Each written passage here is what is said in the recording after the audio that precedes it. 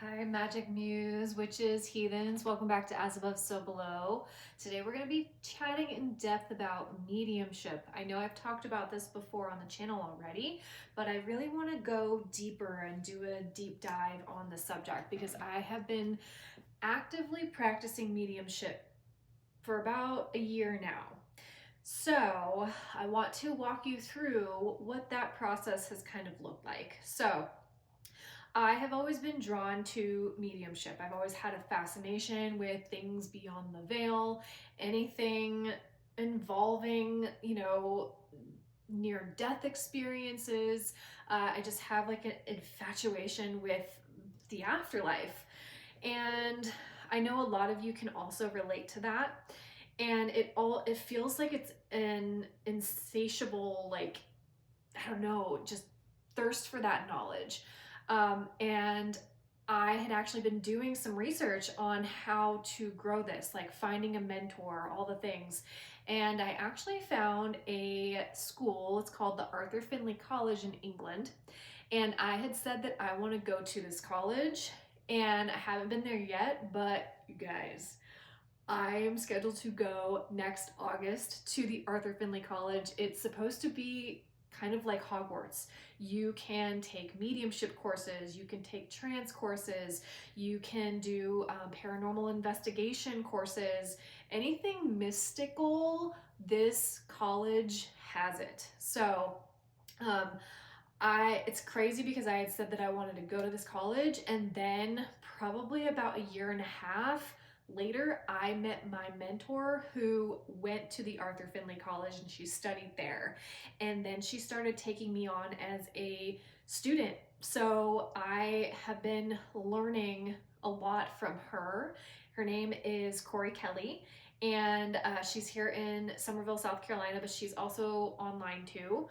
But yeah, so I have been now at a point in my journey where I am now doing practice readings, and it has taken a lot of self-development and confidence within myself because I am so, tarot, Reiki, I got you. That's my jam, that's my comfort zone.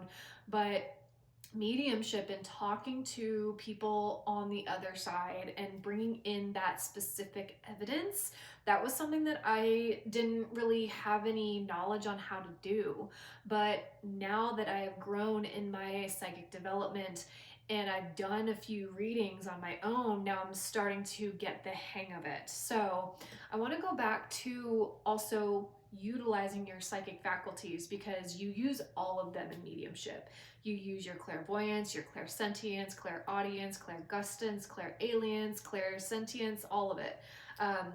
And you really have to get familiar with how spirit is delivering the information to you. And that's why I say start with getting familiar on your psychic development before you jump into mediumship, because that's kind of like the foundation of it. You can pick up psychic information from people. I've had readings where my sitter, I was shown things from her loved one about the sitter.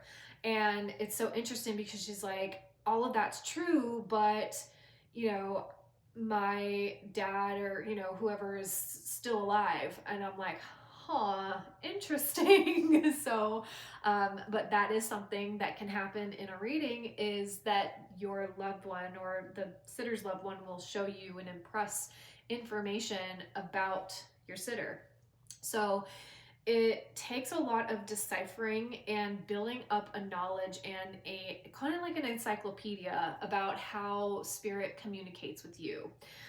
So I've had multiple readings at this point, and the biggest thing that I can say is to just trust the information that you're getting. And even if it doesn't feel correct, say it anyways, because you never know what's going to hit. You never know what's going to land. The one thing that you think is crazy or off the wall might be the one thing that your sitter has been wanting to hear.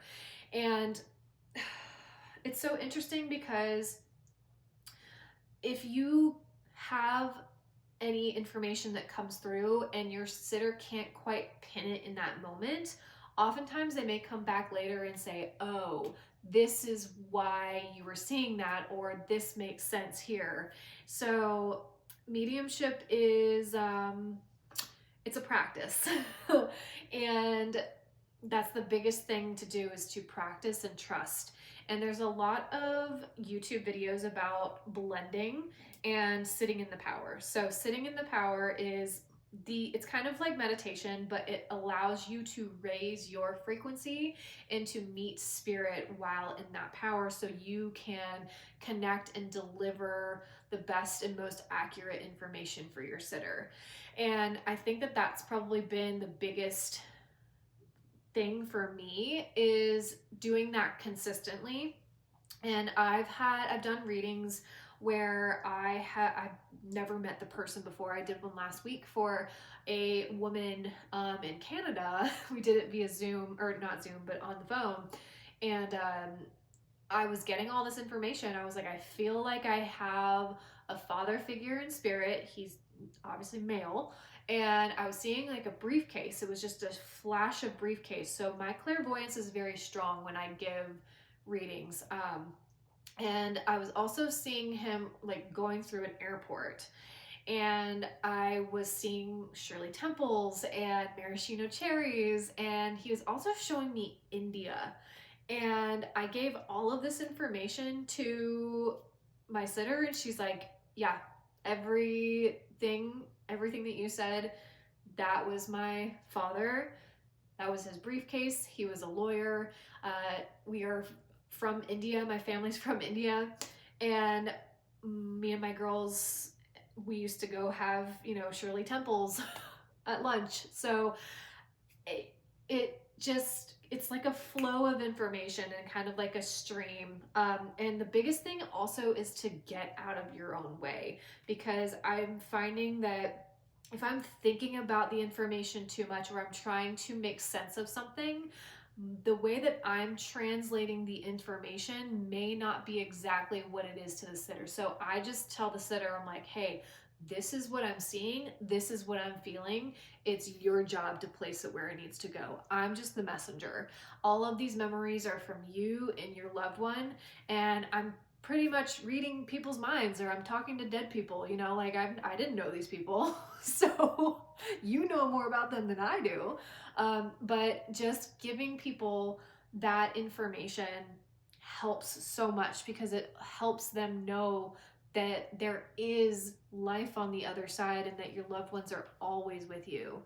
And this has, again, taken a lot of self-development. It took me a lot to even come to be comfortable. I'm still not really comfortable with charging people for a reading, because to me, I had to work through my own mental blocks about perfection, and also about being right all the time. You're not going to be right 100% of the time. You're just not. And that, when I gave myself grace to move out of that perfectionist tendency, then I was able to say, okay, I'm just going to go and read and let spirit know what what I'm feeling. And that really is a big trust factor. So it's all about just practice, practice, practice, sitting in the power, and also making sure that you're reading for actual people.